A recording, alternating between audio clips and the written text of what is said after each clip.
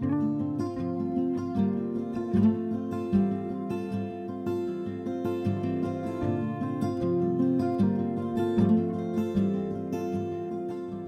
I'm Heather Gibbons, and this is Hawthorne Valley's 50th anniversary podcast, Roots to Renewal.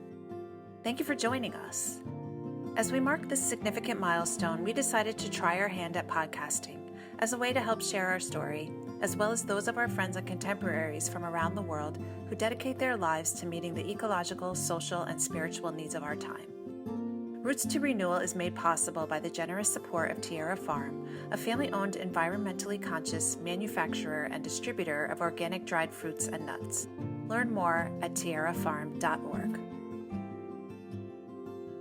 Judy Wicks is an author, activist, and entrepreneur.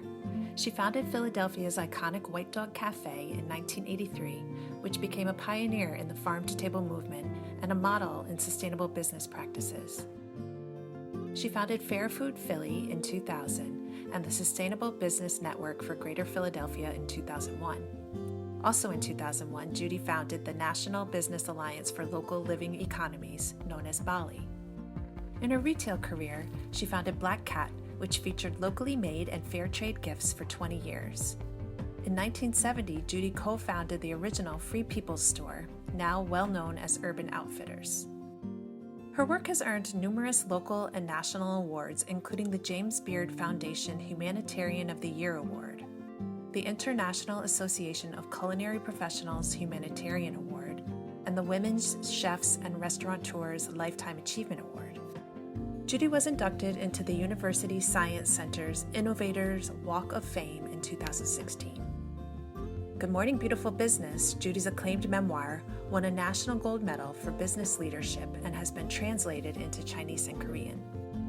She continues her work to build a new economy of beautiful businesses and mentors the next generation of entrepreneurs in Philadelphia. Recently, Judy brought her boundless energy to a conversation with Martin, and we are thrilled to be able to share her wisdom and enthusiasm with you now. So I thought we could spend a good deal of time just catching up on All Together Now. And then I'm guessing that as we thread our way through that conversation, we'll hit on some natural little tributaries that will take us into some of the rest of your story, which is always so good. And I personally never tire of hearing any elements of it. And I think our listeners of the podcast will agree. Okay, great. So you began All Together Now in what year? 2019. And what was the impulse? I guess a couple things. One is my age, that I realized that I wanted to use all I have learned over the last 30 to 40 years around building local economies as an entrepreneur and as an activist, and how I could apply all that I've learned into one last great hurrah, and to bring it all home to my home state of Pennsylvania. Well, there are a number of things that contributed to this, to a sense of urgency, mainly around climate change, that long distance supply chains are going to be increasingly disrupted by weather and social upheaval and pandemics. And that was proven to be the case during the COVID-19 shutdown. And so how do we decrease our dependency on long distance supply chains, strengthening the local ones? So I feel that there's an urgency around this, because I feel that what we do today to build local self-reliance and basic needs will determine the survival of future generations. When things get tough, we need to make sure that communities can depend on their regional economies to produce their food, their textiles, their energy, their medicine, their building materials. And so I started with hemp, because hemp was legalized after an 80-year ban. And once I started understanding hemp actually addresses all of our basic needs. Hemp can be used for clothing, hemp can be used as a food, hemp can be used as a building material, hemp can be used as a medicine, it could be used as a fuel. So I decided to start with hemp because I saw that as a new industry, we had the opportunity from the ground up, to build an industry that was locally based. At the heart of what I'm doing is what Martin Luther King called for in the 60s, which is a revolution of values, because so many of our problems, perhaps all of our problems, stem from a mentality that values money more than life itself. That's the underlying cause that we have to address and really change the way people think about making economic decisions for maximizing the well-being, of our communities and natural world. Values seems to be a very good place to start. And maybe you could say something about where you saw these kinds of values being practiced in your earlier life that started you on this journey as far as a different way of thinking about the economy. I would say that a major influence in my life along these lines has been from Indigenous people. And there's really kind of three main examples of that. The first is a year I spent living in an Eskimo village in 1969. I had just graduated from college and was a VISTA volunteer. And there in this Alaskan village, I witnessed a society, a culture based on sharing and cooperation, which was a contrast to the society that I grew up in, which is one that's based on competition and hoarding, basically, that we measure success by how much we hoard, where the Eskimos, the idea of having more than your neighbor was unheard of. And so a memorable experience for me was attending an Eskimo seal party. And I learned that the tradition is that after a long, hard winter, when a man catches his first seal of the spring, his wife has a seal party and invites everybody in the community to their house, and the seal meat is divided equally between all the families. And then anything else that the family has accumulated during the year that they don't need for survival is distributed to the other family. So it might be canned goods, it might be fabric, buttons, and so on. And then at the end of the party, they symbolize this giving by throwing candy and bubble gum up into the air, and the women all catch it in their skirts. This was symbolic of their vision for community life in which everything is shared. It was something that changed me without my knowing it. But years later, I made a crucial decision in my business, which was to share with my competitors. I feel that deep down inside, I was able to make that decision because I had lived in an Eskimo village. So you've mentioned that you have 3 Indigenous stories, and I want to hear the other 2. And then, if you would be so kind, I'd love to hear a little bit more about the business decision, because you haven't said what your business was. And I think it'd be great to elaborate on that. In the 1990s, I was very curious about the Zapatista Uprising in Chiapas, Mexico, that occurred on the day that NAFTA went into effect. I went down there, and this was part of my international sister restaurant project. I, at the time, owned the White Dog Café, which I started in 1983 and sold in 2009. And we had an international sister restaurant project to take our customers and staff to different countries to learn how U.S. foreign policy affected the lives of others. So I decided to go to Chiapas, find a sister restaurant there as a way of understanding about what the Zapatista revolution was about and what foreign policy the U.S. should have towards this. So I ended up going to Chiapas every year for 10 years. I was so enchanted with the Zapatista movement, and it taught me something that I had neglected to understand before this, which was the concept of local self-reliance.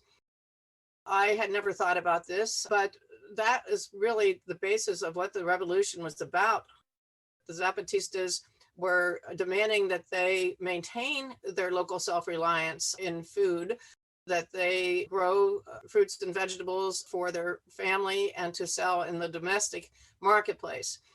They saw that NAFTA threatened their survival by allowing U.S. corporations to dump subsidized corn, including GMO corn, into Mexico and putting out of business the domestic market producers and forcing the farmer peasants off the farms to work in factories, producing cheap clothing for export to the United States and Europe.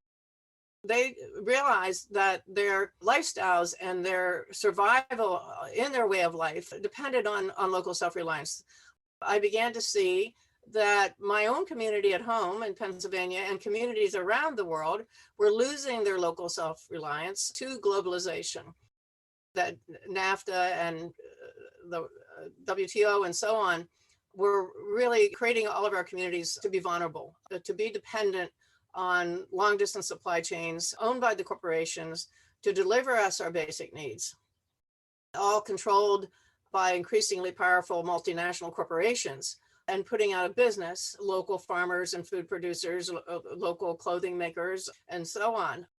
So this then became part of my life's work. That led to the founding of BALLE, the Business Alliance for Local Living Economies, because I realized that this was a national and if not global problem that needed to be addressed. And so BALLE, actually, we intended originally to include Canada and Mexico in our collaboration. Now, we did get some Canadian business networks. We never did get down to South America or Central America, but the idea was to learn from each other, to create an alliance of these local business networks that could share success stories and knowledge with each other, to build this network of local economies that were self-reliant in their basic needs and then could trade amongst each other for what was not available locally, exchanging what one community might have in excess, or what was special about a community, a special wine or cheese or fashion or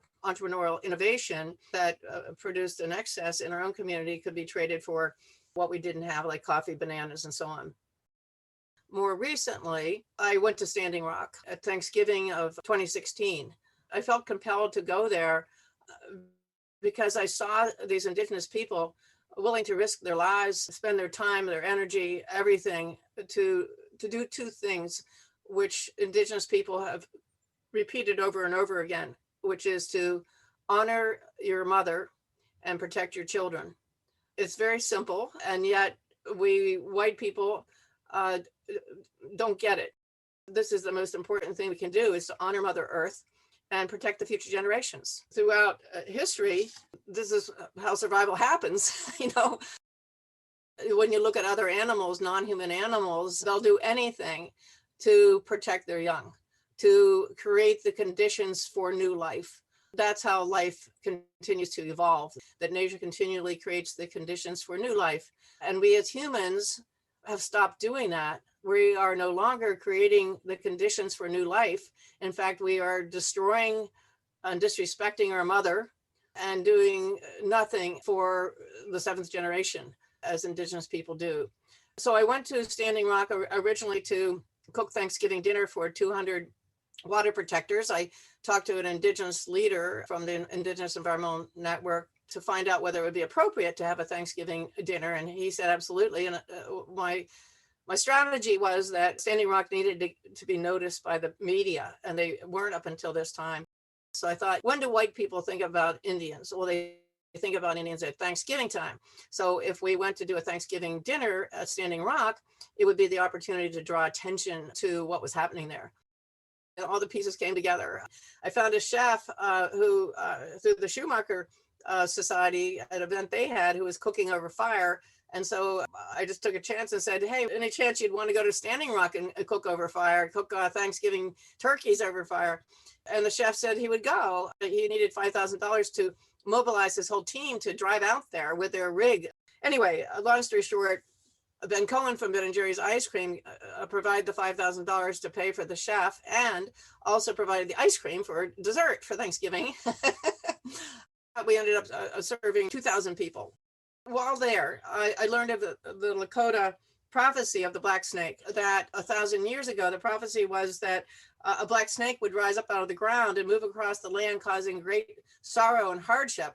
And the leaders today said they've finally discovered what that black snake is, and it's the fossil fuel industry and the pipelines. And the prophecy goes on to say that if the people of the world do not unite to defeat the black snake, that the world will end. When we left Standing Rock, the leaders said, when you get home, find the black snake and slay the black snake in your own community.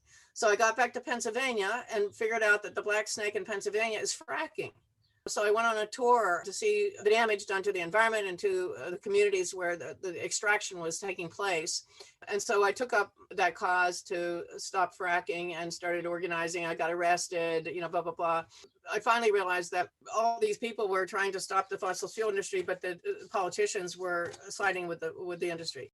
So then I got into electing the right politicians to stop fracking and to move us to 100% renewable. That hasn't happened yet. We're still controlled by the fossil fuel industry in Pennsylvania. And then I realized, like, hey, I didn't want to be against something. A better use of my time is building. So that's when I started All Together Now. I wanted to build the alternative to a corporate controlled economy that was fueled by fossil fuels. So I started All Together Now to unite rural and urban communities to build local supply chains that produced our basic needs as close to home as possible. And while we are building those local supply chains, to ensure that they provide ownership opportunities and green jobs to communities that have been marginalized, and also that we hold up restorative agriculture practices as well. So it's sort of like, okay, if we're going to create a new economy, let's do it right. Let's have it be, restorative. Right now, more than ever, we need to look to Indigenous wisdom to find the path forward. And it still goes back to those two basic principles: honor your mother and protect your children. And we need to start doing that. We need to have this revolution of values to move us, as Dr. King called for, from a materialistic consumer society to one that cares for all, to build a caring economy that cares for all people and cares for our planet and the children of tomorrow. Wow, beautifully said. And care for our mother and care for our children. Who could argue?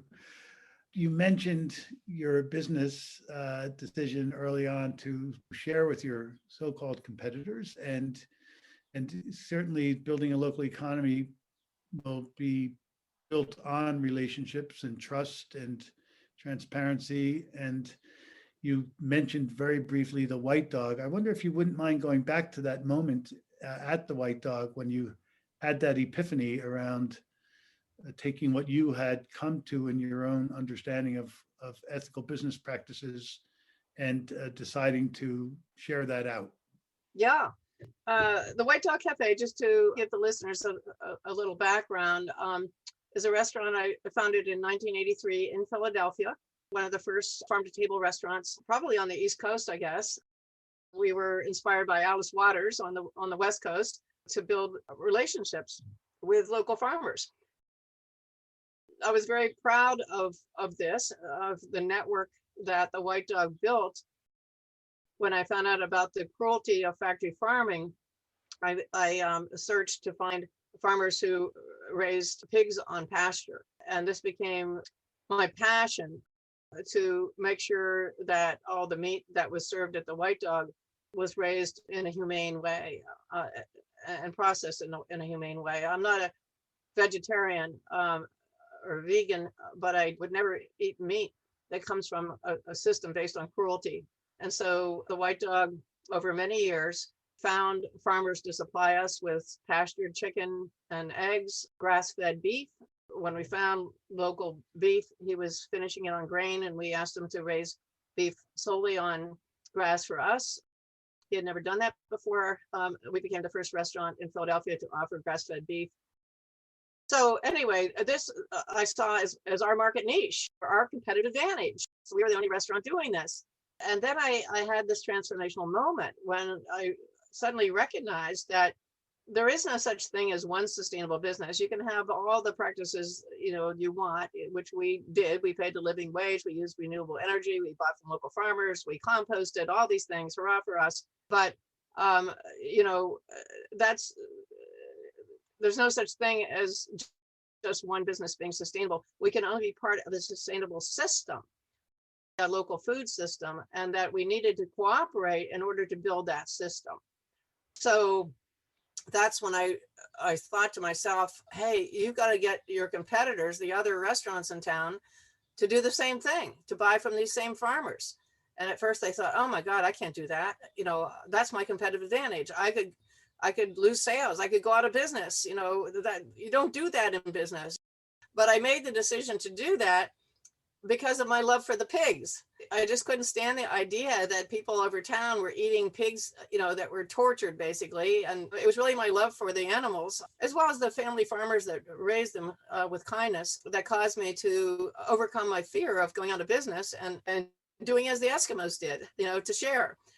So that informed the rest of my life. Eventually, I ended up selling the white dog because I was in my 60s, and restaurant work is for the young. And so it was time anyway, but I really wanted to dedicate the rest of my life to this work of building local economies and starting nonprofits as my vehicle for doing so. Well, I'm thinking here, the importance of education, which is one of the things that we're doing at Hawthorne Valley. This lesson that you got, and you said not even so consciously when you spent the time in the Eskimo Village, and also obviously lessons from your earlier life that gave you the what we would call educating the whole child or the whole person, that you figured out so much of this for yourself based on your love for life. So you had the compassion and the heart forces, you had the intelligence to figure out how to do it, and you had the will and the volition to get it done. And I think it's the embodiment of what we hope to foster here at Hawthorne Valley, that people of all ages can really actualize their entire being into putting themselves into service to the world and to the future. And you're such a great example to me of somebody who's done that, who's been a real pioneer and path creator. Many of these things now that we all take for granted and have labels for it, that they didn't really even exist yet, and you just did it. And then people would, oh, triple bottom line, is that what you call it? It's really encouraging, Judy, to just witness a biography like yours. And I would encourage everyone who's listening to get a copy of Good Morning Beautiful Business, because you get to hear more of Judy's story or read more of Judy's story in her wonderful memoir there. You're with All Together now, you're building different sectors of the economy and integrating them all together in Pennsylvania. Maybe you could say a little bit more about those areas that you're working in, how they're interconnecting. Yeah. In general, our work is in two major buckets. One bucket is in increasing supply. So that's the work we're doing in connecting the farmers with the entrepreneurs and looking for what the barriers are for local supply chains and so on. And so then the other bucket is in increasing the demand. So that's the bucket of education. How do we educate the public about the importance of local self-reliance and the importance of supporting local businesses and buying our basic needs by producers that are local, and weaning ourselves, from corporate globalization. So they're really equally important, and they have to be addressed together, because you don't want the supply to grow larger than the demand, because that's not fair to the farmers and other producers, and you don't want the demand to go higher than the supply, because that's a waste of energy, to have all this demand that can't be met. We've just started doing, educational programming, and we have 4 coalitions that are focused on specific supply chains. The first is in industrial hemp, and that's been focusing mostly on hempcrete as a sustainable building material that replaces the pink fiberglass and styrofoam as an insulator. And it's also a wall surface. It's not structural like concrete.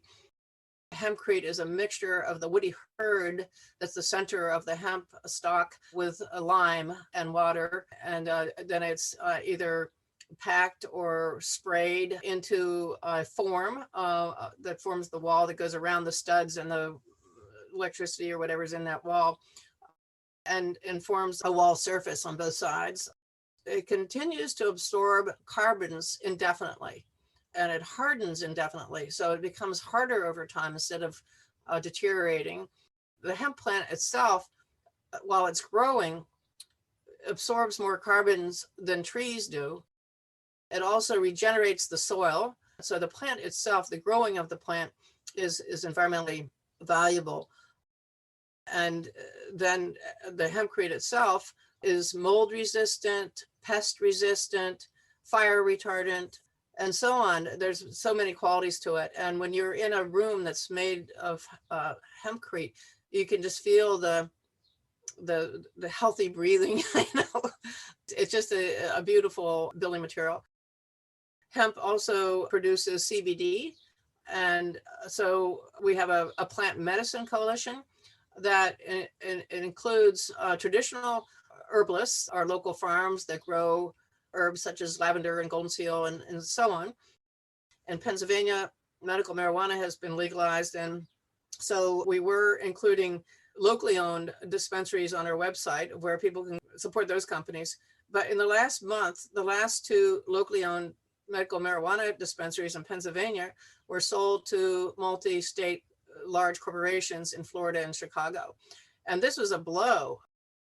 I became enraged about this because now that New York and New Jersey have legalized adult use, Pennsylvania will be next. And probably within a year, we'll be legalizing adult use. Meanwhile, these large multi-state corporations who are controlling all of our medical marijuana in this state, which last year grossed $910 million just on medical marijuana. It's estimated that once we legalize adult use, it will be $2 billion a year. And the medical marijuana licenses have formed a very strong and powerful lobby, and they expect to get the licenses for adult use. That's why these big corporations are coming in and buying them up, because they're lining things up for this even more lucrative industry. So if we don't act now, 90 to 95% of the dispensaries in Pennsylvania will be owned by outside corporations. There'll be very little left for our small farmers. And in particular, we wanted this legalization to help Black and brown entrepreneurs from communities that have been devastated by the war on drugs to have a leg up getting into the legal business. Instead, all this is going to go to outside corporations. We'll be draining $2 billion a year out of our pockets for any of us who buy marijuana. And that will go out to multi-state corporations in Chicago and Florida and elsewhere, rather than being used to uplift our family farms and rebuild our inner cities. So altogether now is formed a campaign called Pot Profits for Pennsylvanians. And so we're beginning to organize to write legislation with allies, where we now have the Pennsylvania Farmers Union as a partner in this effort and growing. So our goal is to get legislation passed that would disallow outside corporations from owning adult marijuana licenses. And we're also forming a urban-rural cannabis collective of small farmers who want the licenses and Black and brown entrepreneurs who want the licenses, so that we can put some faces to these applicants and start a sort of a groundswell movement in Pennsylvania. We're going to stand up against this. We want that money to go to work for our folks. Actually, this is the first time I've talked about it publicly, and I'm just looking now for allies that can help us write the legislation, that can help fund a marketing campaign to get the people on our side.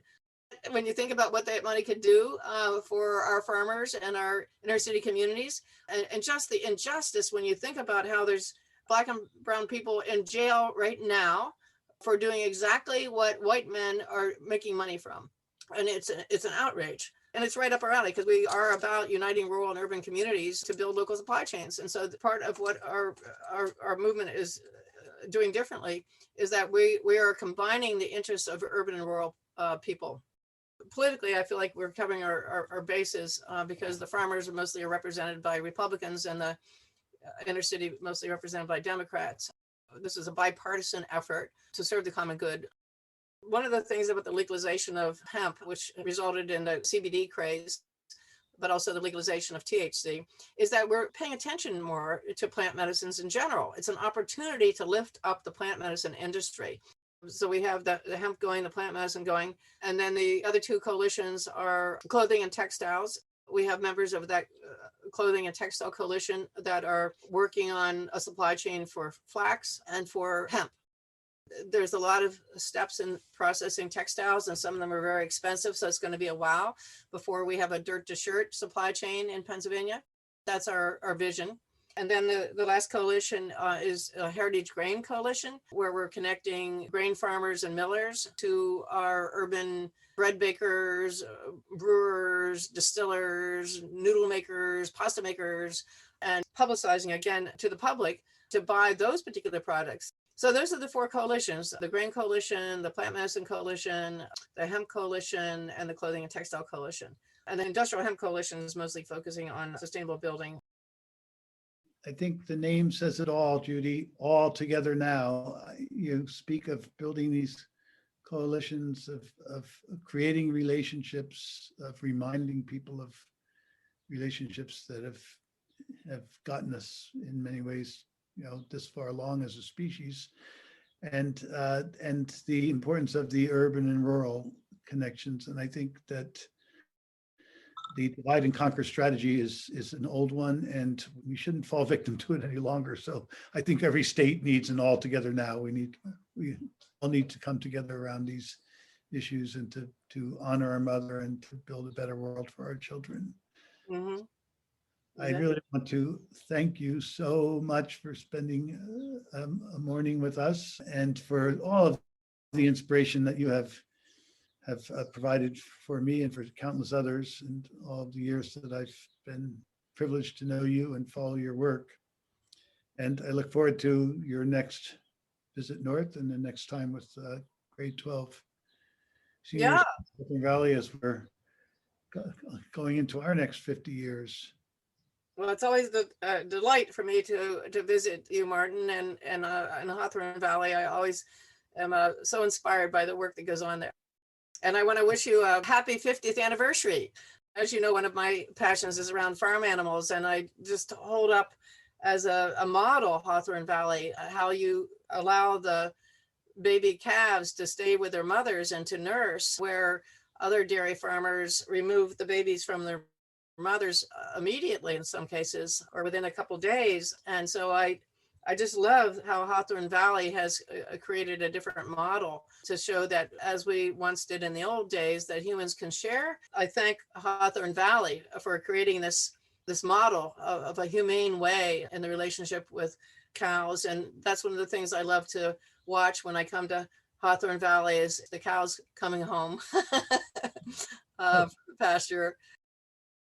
It's just such a peaceful, serene scene, and knowing that the babies and the mothers are in a happy relationship, as it should be. Thank you so very much, Judy. It has been, as always, a real pleasure. To learn more about Judy's work and her current projects, All Together Now and Proud Pennsylvania, visit judywicks.com, alltogethernowpa.org, and proudpennsylvania.org. Thanks for listening to Hawthorne Valley's Roots to Renewal podcast. We are an association comprised of a variety of interconnected initiatives that work collectively to meet our mission.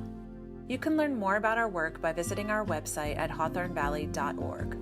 Hawthorne Valley is a registered 501c3 nonprofit organization, and we rely on the generosity of people like you to make our work a reality. Special thanks to our sponsor, Tierra Farm, who makes this podcast possible. We're grateful for their continued support and the support of grassroots contributions from listeners like you. To make a donation, visit hawthornevalley.org/donate. If you'd like to support us in other ways, consider sharing this episode through social media or leaving us a review wherever you listen to this podcast. Thank you to Grammy Award-winning artist Aaron Dessner for providing our soundtrack, and to Emma Morris for once again lending her invaluable editing and production support.